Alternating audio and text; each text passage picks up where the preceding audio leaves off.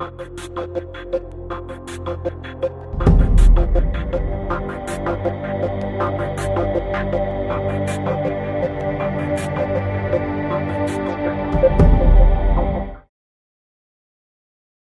Now investigators obtained shows 25-year-old Bryan Altamirano-Solano walking hand-in-hand with Erica Covington and Ariana Taylor, both 20 minutes before the women are accused of killing him.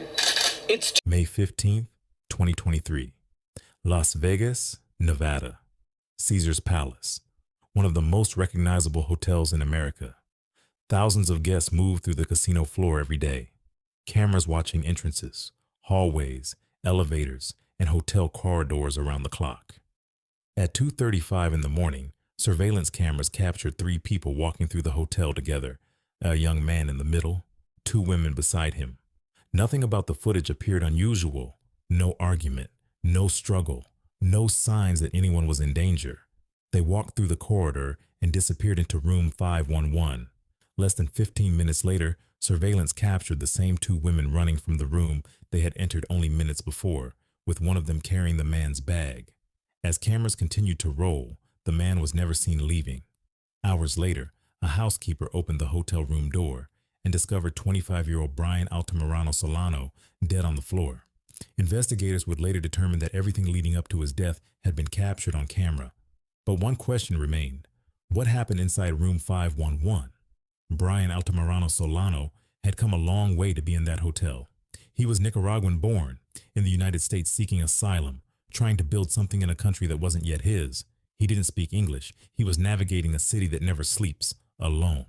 And on the night of May 14th, the cameras first picked him up at 2:14 a.m. in the Valet area, talking to 2 women. Investigators noted he appeared unsteady on his feet, visibly intoxicated. The 2 women were Erica Covington and Ariana Taylor. They were cousins, both 20 years old. And according to prosecutors, by the time they walked Bryan through that corridor toward room 511, they had already decided what was going to happen inside. A housekeeper arrived for her shift the morning of May 15th. She knocked. No answer. She let herself in. Bryan Altamirano-Solano was on the floor with a gunshot wound to his chest. His bag, the same one visible in the surveillance footage, was gone. More than 8 hours had passed since the shooting. The 2 women had not called for help. They had not alerted the front desk. They had simply walked out and let the night swallow what they had done. Las Vegas Metropolitan Police responded immediately. The surveillance footage gave them everything they needed to start. 2 women, faces visible, caught on multiple cameras walking into that room and running out of it. Investigators cross-referenced the footage with social media and made their first breakthrough faster than anyone expected. Ariana Taylor had posted to Instagram on May 14th, the night before the murder. She was wearing the exact same clothing and hairstyle as the woman in the hotel surveillance footage. The woman standing next to her in that post was Erica Covington. But the evidence inside the room went even further. A single cartridge casing had been left on the floor. Head stamped Hornady. Ballistic analysis linked it to a domestic violence incident on South Pecos Road just 5 days earlier, on May 10th. Ariana Taylor had been involved in that incident. 1 shell casing. 5 days apart, it tied directly back to her. On May 17, 2 days after the shooting, officers located Covington and Taylor at an apartment on Simmons Street. They recovered a Glock magazine and the clothing both women had been wearing in the footage. And on Bryan's phone, detectives found explicit videos that included both women, placing them in the room with him, removing any remaining doubt. Both women were arrested and booked into the Clark County Detention Center. Investigators obtained shows 25-year-old Bryan Altamirano-Solano walking hand-in-hand with Erica Covington and Ariana Taylor, both 20 minutes before the women are accused of killing him. It's 2:35 a.m. on Monday, May 15th. Police say a camera inside a Caesar's Palace hallway captures the trio walking to Altamirano-Solano's room, prosecutors noting the bag slung over his chest. 14 minutes later, that same camera catches Covington and Taylor running away. Police say one of them has their victim's bag on her as she drops her phone. Detectives getting more surveillance video, this one from a different strip property. They say one of the women is wearing the bag as she charges her phone. Prosecutors say Covington and Taylor are the duo in these Instagram videos shown to a grand jury, where they're wearing the same or similar outfits as the morning of the murder.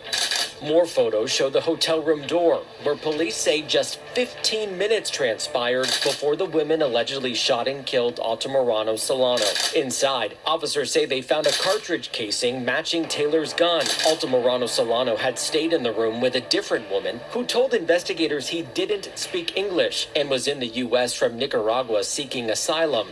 Other evidence in the case includes 2 explicit videos of the women and Altamirano-Solano inside the room, recorded at 2:44 and 2:45. Minutes later, the women are seen running down that hallway. It wouldn't be until 11 that morning, more than 8 hours later, a worker found Altamirano-Solano dead on the floor from a gunshot. Prosecutors laid out what they believed had happened behind the door of room 511. Bryan Altamirano-Solano, intoxicated and alone, had been lured upstairs under the pretense of spending time with 2 women. Once the door closed, he was robbed at gunpoint. He was shot once in the chest. The women grabbed his bag and ran, leaving him on the floor of one of the most famous hotels in the world, in a city full of people where nobody knew he was dying. Who pulled the trigger has never been publicly confirmed. Nevada law doesn't require the answer. When 2 people commit a crime together, both can be charged with murder regardless of who fired the shot. A grand jury indicted both women on murder with a deadly weapon, robbery with a deadly weapon, burglary while in possession of a firearm, and first-degree kidnapping. Both women initially told police they had no memory of the night. Taylor claimed she had never even met Bryan.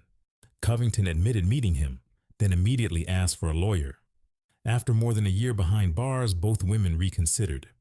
In November 2024, Covington and Taylor pleaded guilty to second-degree murder and robbery with a deadly weapon. On January 23, 2025, they stood before Judge Tierra Jones in Clark County District Court. Bryan's father, Victor Altamirano, had traveled to Las Vegas to be there in person. His mother, Nellie Altamirano, joined the hearing by video call from Nicaragua, speaking through a translator. Bryan's family.